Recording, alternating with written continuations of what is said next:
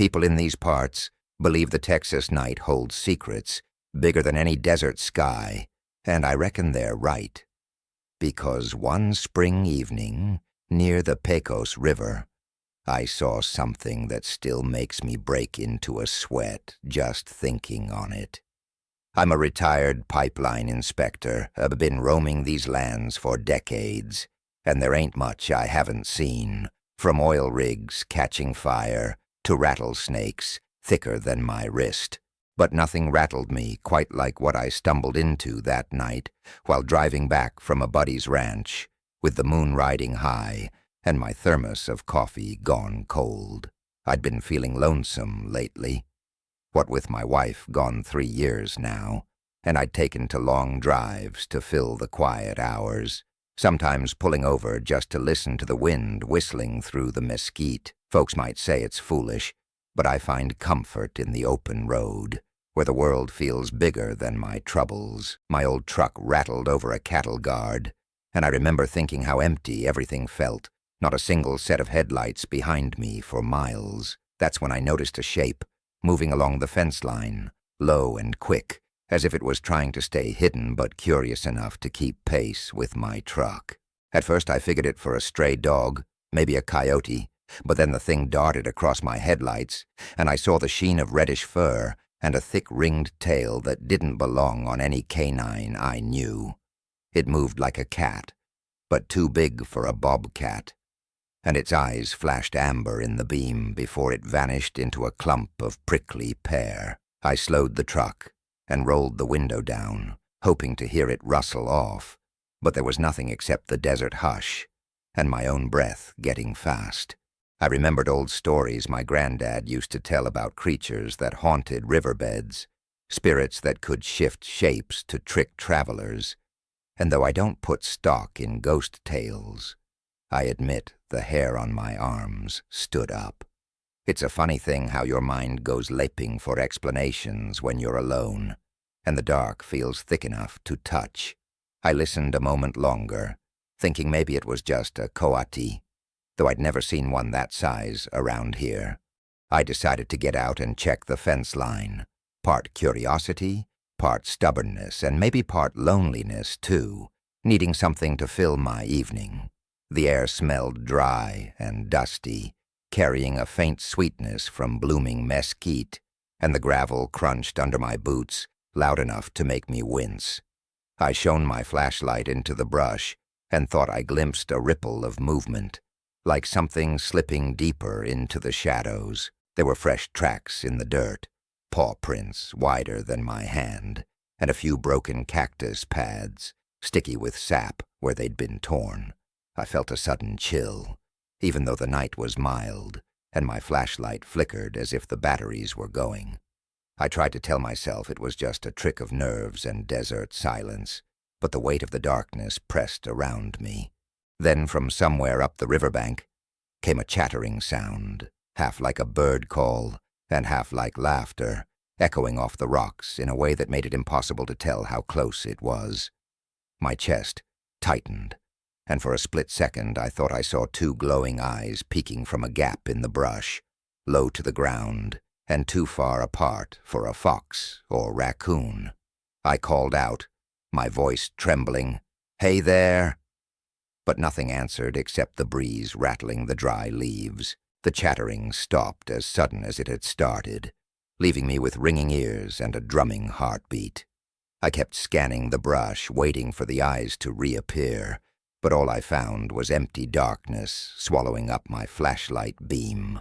After a few minutes, I decided I'd had enough and backed toward my truck, feeling the way a man does when he realizes he might have poked his nose someplace it didn't belong. By the time I drove off, I told myself it was just a coati, or maybe a big raccoon, wandering further north than usual, but in my rearview mirror I swore I saw that same reddish shape keeping pace for a few seconds before melting away into the night. To this day, I'm not sure what I saw, and part of me doesn't want to find out. Sometimes, late at night, when the wind whistles around my porch, I catch myself listening for that chattering sound, hoping and not hoping that I'll hear it again. The next one I've got for you might just be even stranger, and some folks swear it's the kind of story that makes you leave your porch light burning all night long. Back in 2012, over near the piney woods of East Texas, I was working as a surveyor, spending long days mapping timberlines and creek beds, and I never thought a routine job could shake me up the way it did one muggy August night. My partner, Carl, had gone home early with heat exhaustion, so I stayed behind to wrap up measurements before a thunderstorm rolled in. I'm used to solitude out there, just me, the drone of cicadas, and the smell of pine sap. But that evening felt different somehow, as if the trees were leaning closer, listening in on my every breath. I've always been the cautious sort, carrying extra batteries for my GPS, a flashlight, and a pocket knife, even though folks tease me for it. There's comfort in being prepared, especially in woods so thick they can swallow you up like you never existed. I'd been running calculations in my notebook when I realized the light was fading faster than I'd thought, the canopy above turning from bright green to inky shadows in a matter of minutes. I gathered my gear and started heading back toward the dirt track where I'd parked the truck.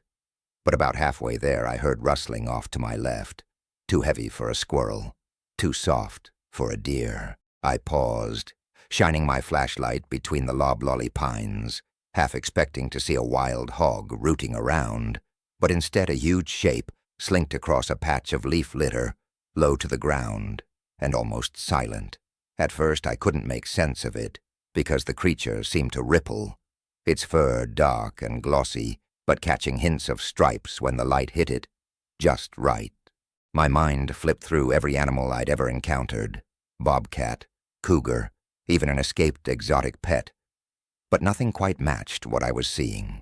Its tail was long and thick, moving with an eerie grace, and its shoulders rolled like a big cat's, though it was bulkier than any cougar I'd measured before. The sight froze me in place, heart banging so hard I felt dizzy. Then it turned its head, and for a moment we locked eyes. I'll never forget how human-like its stare felt, calm and assessing, as though it was weighing me just as I was weighing it. The pupils were round, which threw me, because cats usually have slits, and the eyes glowed a kind of soft gold, not bright green or red like most animals you catch in a flashlight. It let out a low, almost purring hum that seemed to vibrate through the pine trunks, and for a second I had the crazy thought that it was trying to talk to me. I wanted to call someone, tell Carl or radio in, but my voice was caught in my throat. The creature lowered itself again and crept further into the undergrowth, barely rustling the ferns as it went. The whole time, the hairs on my neck stood up like I'd brushed against an electric fence, determined not to leave without some proof. I took a few steps after it, hoping to spot tracks, or at least catch another glimpse. But when I reached the spot where it had crossed, there was nothing. No paw prints, no bent branches, not even the faint smell of an animal. Only the sudden roar of wind as the storm blew in, sending pine needles swirling like rain. The silence afterward was crushing, and though I tried to convince myself it was a big bobcat, part of me kept replaying those round pupils and that impossible hum. I hustled back to my truck, sweat dripping down my back, even though the temperature had dropped, and drove away faster than I probably should have on those slick dirt roads. I didn't say a word to Carl the next day, because I didn't want him thinking I'd lost my mind. Later, I researched everything from melanistic cougars to jungle cats kept illegally as pets, but nothing lined up quite right, especially that strange hum. I've come to tell myself it was just the shadows and the storm messing with me. But every so often I'll be out there surveying, and the breeze will carry that same vibrating sound through the trees, soft as a whisper. And this is just the beginning. What comes next still keeps me awake at night. It was an ordinary Tuesday when I went to check the fence behind the barn on our family ranch down near Uvalde, thinking the goats might have found another way to squeeze out, but I ended up finding something I still can't explain. I'm 58 years old, born and raised in these scrublands, and there's not much around here that surprises me anymore, seeing as I've had to chase off feral hogs, patch fences after tornadoes, and even pull a calf or two when the vet couldn't get here fast enough. My kids are grown and gone to the city, and most nights it's just me and my dog Rufus sitting on the porch, listening to the cicadas and staring out across the dark mesquite thickets. There's a certain comfort in the rhythm of ranch life, even if it's a lonely one, and I've always felt safe under these big Texas skies. But that evening the air felt too still, as though the entire pasture was holding its breath, and Rufus wouldn't stop whining at the fence line. As I walked along the wire, flashlight in hand, I saw strange scratches gouged into one of the cedar fence posts, about shoulder height and deeper than any deer antlers could make. At first I thought it might have been a bull rubbing his horns, but the marks were too fine, almost like claw tracks, and spaced far apart like they belonged to something with a wide stance. Rufus kept his tail tucked and refused to come closer, which set me on edge, because that dog's faced down coyotes without blinking. I bent closer to inspect the scratches, and that's when I heard a heavy rustling just beyond the fence in the brush. I swung the light around and caught a glimpse of pale fur, almost silver, moving low among the prickly pear and sage. It was bigger than a mountain lion, and for a moment I thought it might be a wolf, though I'd never seen one that color around here. The creature paused, half hidden by brush, and I could see the outline of its back, humped like a cat, preparing to pounce. Its eyes reflected the beam in a shimmering bluish glow, not the typical green or yellow you'd expect from animals at night, and they seemed to narrow at me as though it was sizing me up.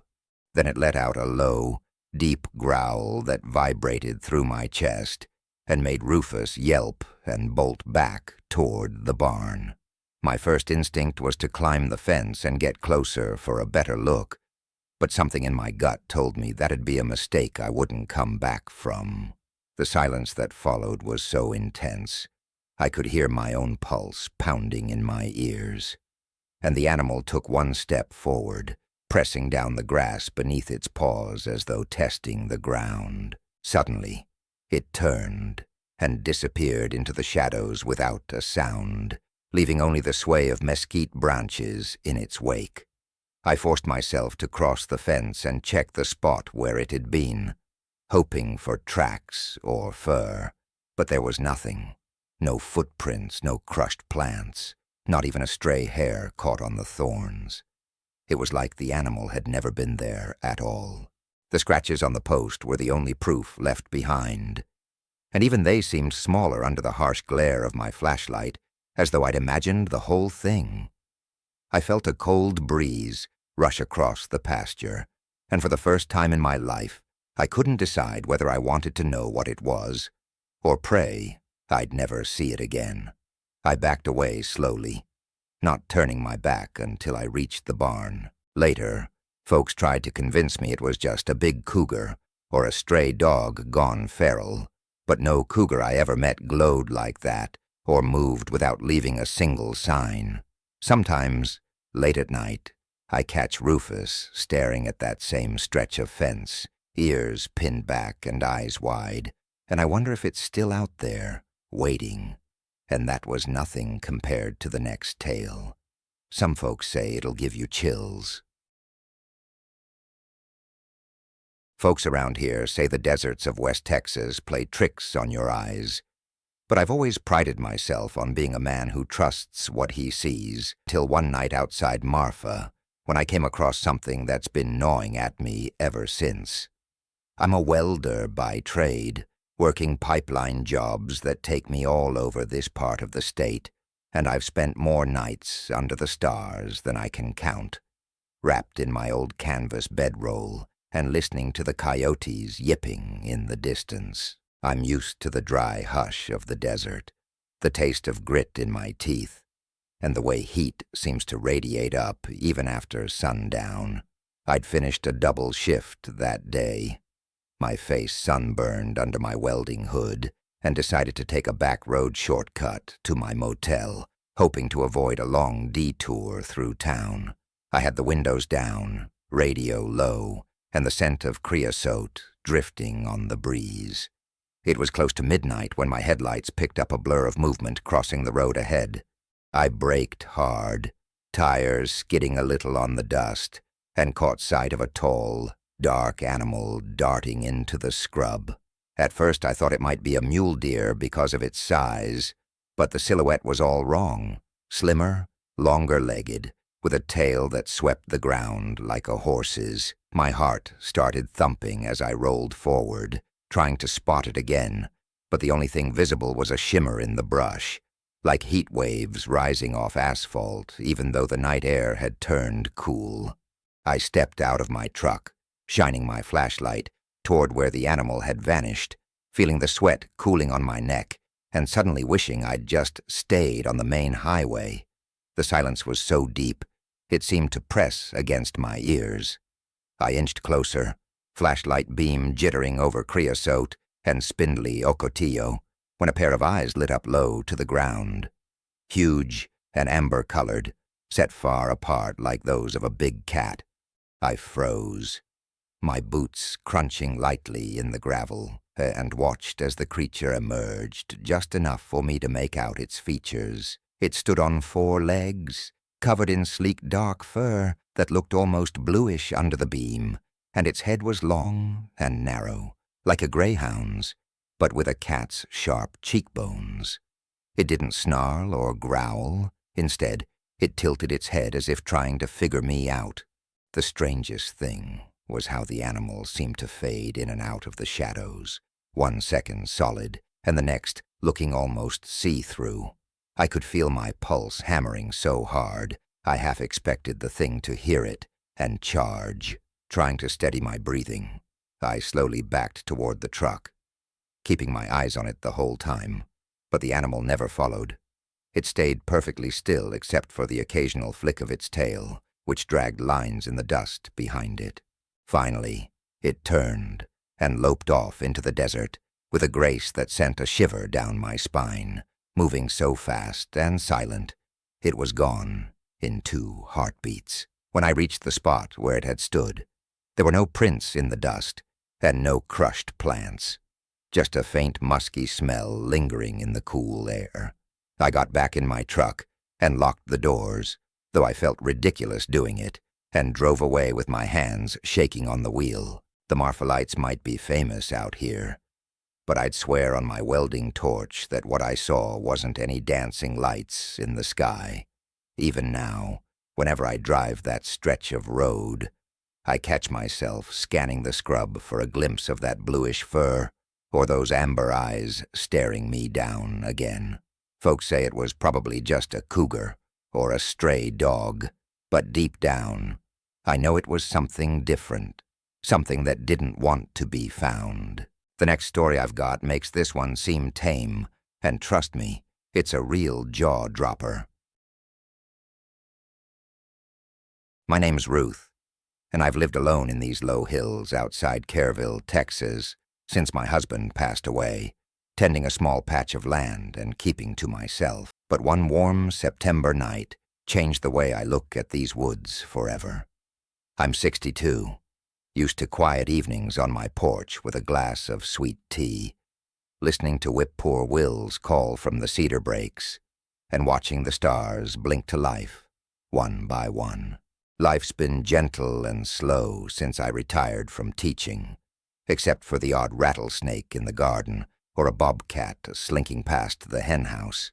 People around here call me stubborn for living out here alone, but the truth is I've always felt safe under the wide Texas sky, wrapped in the familiar scent of juniper and sun-baked earth.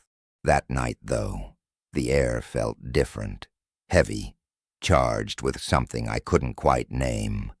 And my dog Nellie refused to leave my side, sticking close enough to trip me every time I moved. Around 10 o'clock, I heard a low chuffing noise from the tree line. Not quite a growl, but deeper than any deer grunt I'd ever heard. I grabbed my flashlight and stepped off the porch, shining the beam across the clearing, expecting to see a hog rooting around, or maybe a stray dog. Instead, I caught sight of a pair of glowing green eyes, set low but wide apart, reflecting the light in a way that made my chest tighten. The animal was crouched behind some scrub oak, and all I could make out was a smooth, tawny coat and shoulders that rose and fell with each breath, as if it were preparing to spring. For a moment I wondered if it was a cougar, though it seemed larger somehow, the shape of the head a little too rounded, the ears set differently than I'd ever seen. I took a cautious step closer, and that's when the creature lifted itself upright, not all the way standing, but enough to show it had long forelimbs and a thick, tapering tail. It moved almost like a bear, but slimmer, and the way its head tilted sideways, studying me, made my mouth go dry. The green glow in its eyes seemed to pulse, and it let out a strange rumbling sound, halfway between a purr and a hiss. My instincts screamed at me to run, but I stood frozen, caught between fear and curiosity, wanting desperately to convince myself I was just seeing things wrong in the shadows. I glanced back at Nellie, who was whimpering so hard her entire body trembled. Her leash stretched taut as if she wanted to bolt back into the house. The creature shifted its weight again, and the leaves around it barely rustled, as though it was lighter than it looked. And then, as suddenly as it appeared, it dropped back down onto all fours and slipped behind the oaks, vanishing so quietly I could hardly believe it had been there. When I finally worked up the nerve to investigate, there were no tracks in the dry soil, no broken branches, and no lingering scent other than the normal earthy tang of cedar needles. The clearing seemed utterly ordinary under my flashlight, but the silence felt so deep it pressed against my ears. I stood there for a long while, listening for even the faintest rustle, but the creature never returned. Eventually, I herded Nellie back inside and locked the door, though I felt foolish doing it, as if a lock could stop something like that. My hands were shaking so badly I nearly dropped my glass when I poured myself a drink. Now, whenever I hear the wind rustling through the cedar trees late at night, I remember those pulsing green eyes and wonder if it's still out there, watching me from the shadows. Folks can say what they want, that it was just a cougar or my imagination.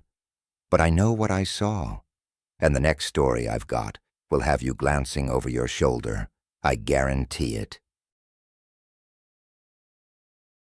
Last winter, up in the rolling plains near Wichita Falls, I was hauling hay bales for my cousin's ranch when I stumbled on something in the dark that's kept me restless ever since. I'm 39, been a ranch hand all my life, and there ain't much about Texas wildlife that rattles me. Rattlesnakes, coyotes, even the occasional bobcat come with the territory. I'm used to bitter cold winds howling across open fields, the smell of diesel and hay mixed together, and the comfort of a thermos full of coffee keeping my fingers warm. That night, though, felt different from the start. The sky was so clear you could see every star, but the wind carried a sharp edge that made the cattle bawl nervously in their pens. My cousin had gone into town for supplies, so it was just me, the flatbed truck, and the hush of the prairie stretching out all around. Around 9:30, I finished stacking the last bale and climbed into the truck to head back toward the barn, when my headlights swept across the far end of the pasture and caught something low to the ground, moving fast. At first I figured it for a wild hog, but the silhouette didn't match. It was long, sleek, and seemed to slither more than run. I put the truck in park, grabbed my flashlight, and stepped out into the icy air, my boots crunching frost off the dead grass. The creature stopped about 50 yards away, half hidden in the shadows cast by a cluster of mesquite trees, and I swear the way it lifted its head and looked at me made my skin crawl. Its eyes shone a pale silver, unlike any reflection I'd ever seen in animal eyes, and it held itself as still as a rock, as if deciding what to do next. I called out, "Hey there," thinking it might be some neighbor's dog, but instead the creature gave off a low, rumbling hiss that seemed to echo across the field. As I edged closer, trying to get a better look, it shifted its weight, and I saw its legs were too short for its body, and its tail was thick and scaly, sweeping the frost-covered grass as it moved. It had fur on its shoulders and neck, but the rest of it glistened like wet leather under the beam of my light. My mind reeled, trying to name it. Was it a big otter gone astray, a mutated beaver, or something else entirely? The air seemed to tighten around me, full of that smell you get near stagnant water, earthy and sharp. My breath clouded in front of my face, and the creature flicked out a long pink tongue, tasting the air the way a snake might. Then it let out another hiss and darted sideways so fast my eyes could hardly follow it.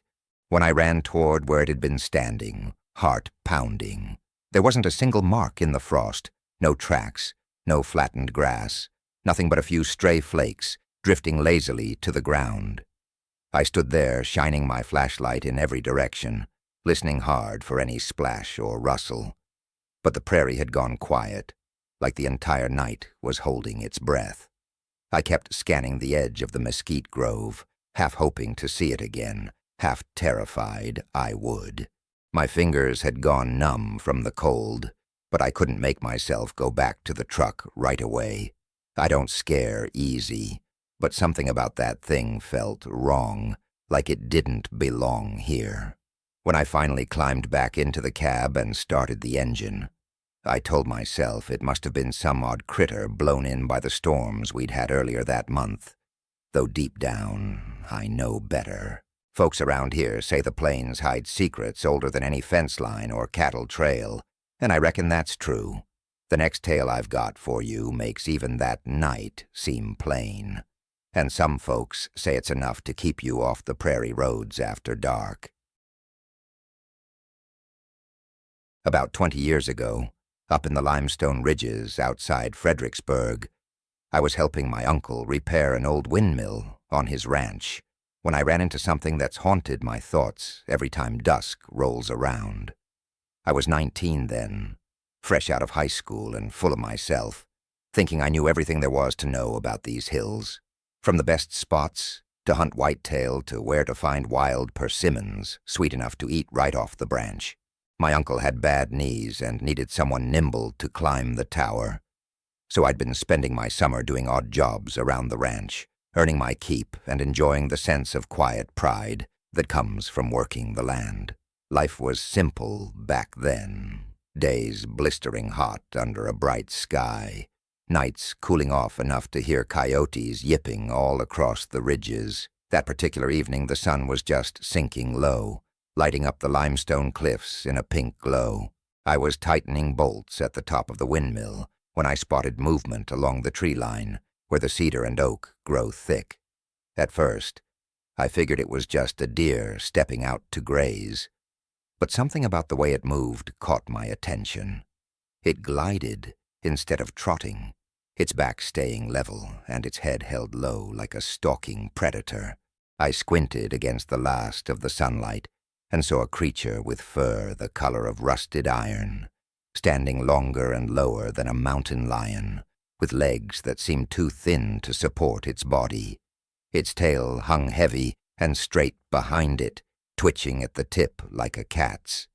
The oddest thing was that the animal seemed to shimmer around the edges, as if the heat rising off the rocks was bending the shape of its body. A wave of cold ran through me, despite the sweat pouring off my neck. I called down to my uncle, asking if he saw it, but he just waved me off, thinking I was seeing shadows.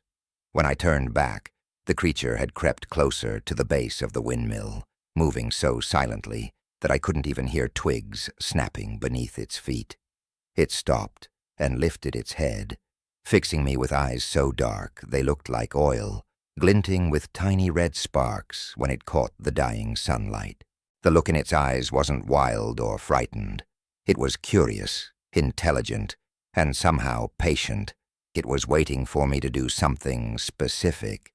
My hands started trembling so bad I nearly dropped my wrench, and I tried to convince myself it was just a skinny cougar, or maybe a big fox with mange. But deep down, I knew better. Suddenly it gave a short, coughing bark, a noise so sharp and unexpected it made me jerk back and nearly lose my balance on the platform. When I blinked, it was gone, vanishing into the underbrush without so much as a leaf stirring. After I climbed down, I searched around for tracks or fur, but found nothing, not even an impression in the dusty caliche. My uncle just chuckled and said I'd been working too long in the sun.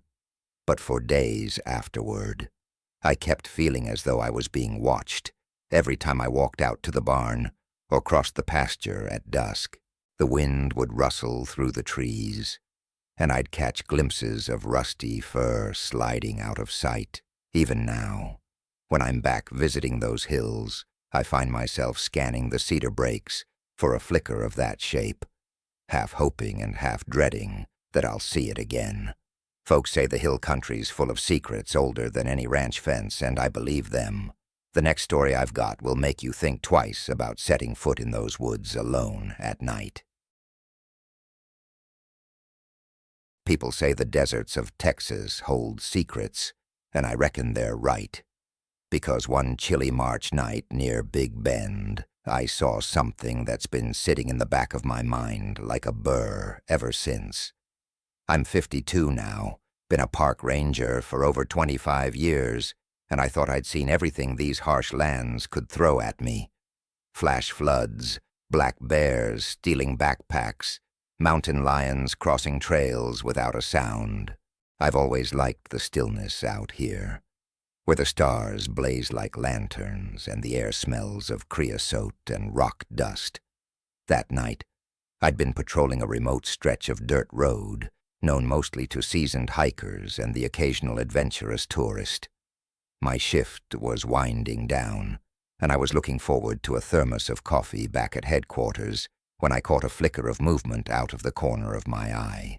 I stopped my truck, killed the engine, and listened, hearing only the wind moaning low across the desert floor.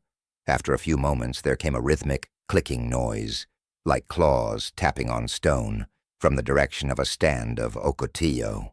I grabbed my flashlight and stepped out, boots crunching on gravel, my breath fogging in the cool air. When I swung the beam around, I nearly dropped the light. About 30 yards away stood an animal built low and long like a weasel, but far too big, maybe 6 feet from nose to tail, with glossy dark brown fur that shimmered like wet oil. Its eyes reflected orange-red, and they seemed to glow even after I lowered the flashlight. It was watching me, unmoving, like it had been expecting me all along. I tried to tell myself it was a big otter, or a fisher that had somehow wandered way out of its range, but then it opened its mouth, and I saw long, narrow teeth that didn't look quite right for any animal I knew. It let out a chittering sound, high-pitched and tremulous, echoing off the canyon walls behind it in a way that made the night feel suddenly too big and too empty. I felt the hair on my arms stand straight up, and I realized I was gripping my flashlight so hard my knuckles ached. The creature took a few steps forward, its body rippling like liquid, and for a moment I thought it might try to circle me. My brain raced through every wildlife manual I'd ever read, but nothing came close to matching what I was seeing. My radio crackled on my belt, startling me so badly I jumped, and the creature froze, head tilting as though listening. The silence that followed was thick enough to choke on. Then, Just as quick as it had appeared, the animal dropped low to the ground and slithered into the shadows between two boulders. I ran after it, my boots skidding on loose stones, but when I reached the spot, there was nothing but an empty crevice barely big enough for a rabbit to squeeze through. I shone my light into every corner, hoping to see eyes reflecting back at me. But the darkness swallowed my beam like water.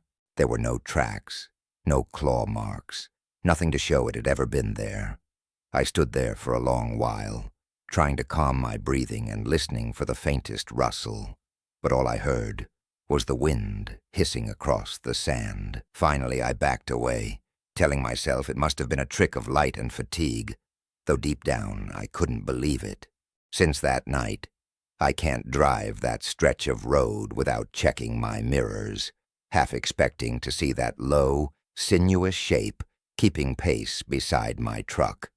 Folks say I must have seen a badger or an oversized otter, but I know it wasn't anything so ordinary.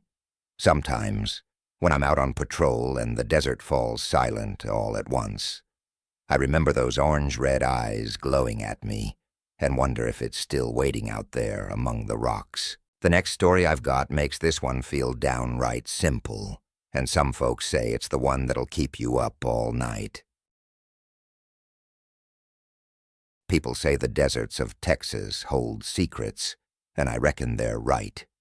Because one chilly March night near Big Bend, I saw something that's been sitting in the back of my mind like a burr ever since. I'm 52 now, been a park ranger for over 25 years, and I thought I'd seen everything these harsh lands could throw at me. Flash floods, black bears stealing backpacks, mountain lions crossing trails without a sound. I've always liked the stillness out here, where the stars blaze like lanterns and the air smells of creosote and rock dust. That night, I'd been patrolling a remote stretch of dirt road, known mostly to seasoned hikers and the occasional adventurous tourist. My shift was winding down, and I was looking forward to a thermos of coffee back at headquarters when I caught a flicker of movement out of the corner of my eye. I stopped my truck, killed the engine, and listened, hearing only the wind moaning low across the desert floor. After a few moments, there came a rhythmic, clicking noise, like claws tapping on stone, from the direction of a stand of ocotillo. I grabbed my flashlight and stepped out, boots crunching on gravel, my breath fogging in the cool air. When I swung the beam around, I nearly dropped the light. About 30 yards away stood an animal built low and long like a weasel, but far too big, maybe 6 feet from nose to tail, with glossy dark brown fur that shimmered like wet oil. Its eyes reflected orange-red, and they seemed to glow even after I lowered the flashlight. It was watching me, unmoving, like it had been expecting me all along. I tried to tell myself it was a big otter, or a fisher that had somehow wandered way out of its range, but then it opened its mouth, and I saw long, narrow teeth that didn't look quite right for any animal I knew. It let out a chittering sound, high-pitched and tremulous, echoing off the canyon walls behind it in a way that made the night feel suddenly too big and too empty.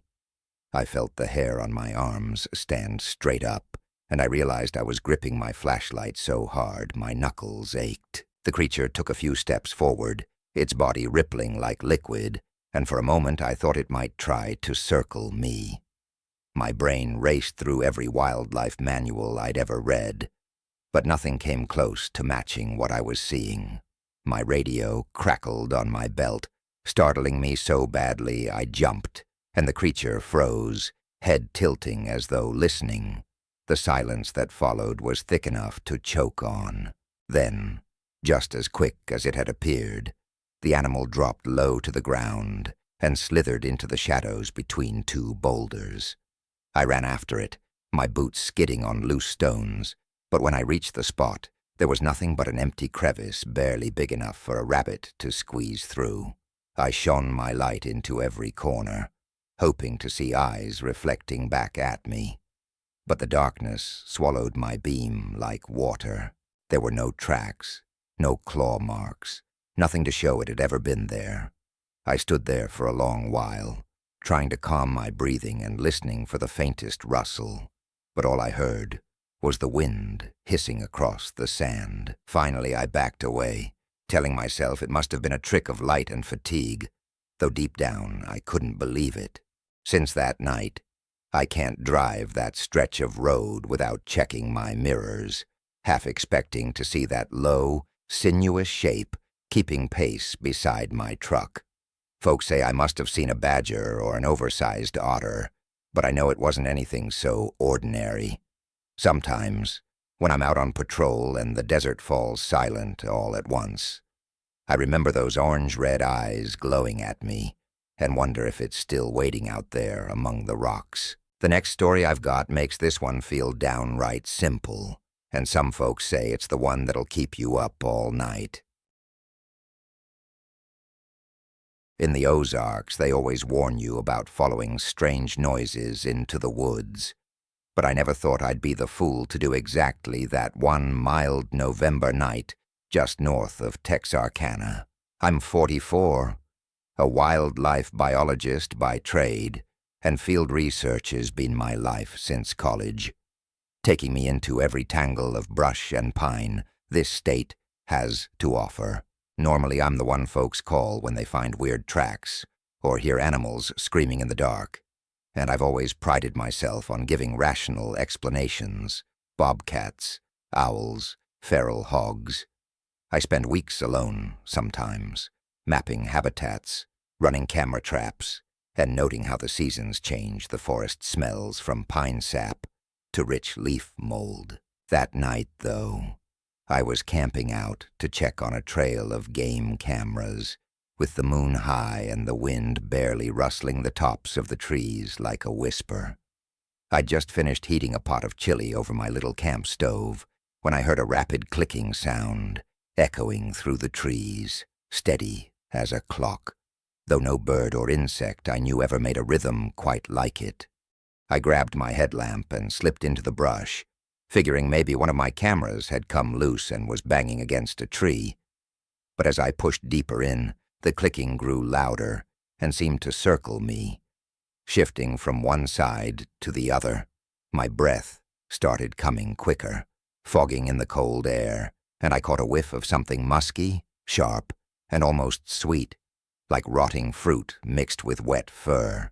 I paused, scanning the trunks around me, and that's when I saw a pair of eyes glowing a strange, pale blue in my headlamp's beam, set low to the ground and spaced wider than any raccoons or bobcats. It stepped forward then, revealing itself as an animal, about as long as a mountain lion, but lower to the ground, with sleek dark fur that caught a metallic sheen under the light. Its head was wedge-shaped, with ears small and flat against its skull, and its tail was thick and blunt, twitching back and forth as if agitated. But the worst part was the way it moved, too fluid, gliding rather than walking, and not making a sound except for that infernal clicking. It stared at me without blinking, and for a split second I felt a wave of nausea, as though my body was trying to reject what my eyes were seeing. My mind kept leaping between explanations, some mutant fisher, a deformed cougar, but none of them fit quite right. The clicking seemed to come directly from its chest, vibrating the air around us like the purr of an engine. I tried to speak, but my voice came out in a croak. The creature sniffed the air once, then slowly backed away into a cluster of sweet gum saplings. By the time I worked up the nerve to follow, it was gone, leaving nothing but the faint odor and a patch of flattened leaves where it must have stood. No tracks, no fur, not even a hint on my camera traps when I checked them later. Back at camp, I couldn't bring myself to sleep, sitting up all night listening for the click that never came again. The woods felt too silent after that, the shadows pressing in closer than usual, and the wind carried odd rustles that kept me on edge until dawn broke gray and cold. I told my colleagues later, but most just laughed and said I'd finally let the woods get to me after all these years. Nowadays, even in broad daylight, I sometimes think I hear faint clicking in the trees when I'm out doing field work, and it makes me stop and scan every shadow. Folks can scoff, but I know what I saw, and it sure wasn't any ordinary critter from the Texas woods. To this day, I'm not sure what it wanted, or why it seemed so curious about me. Thanks for sticking around and listening to these tales. If you enjoyed this journey through Texas' wild encounters, don't forget to check out the rest of the channel for more stories folks are still whispering about. And believe me, the next one's the kind that'll stay with you long after the campfire's gone cold.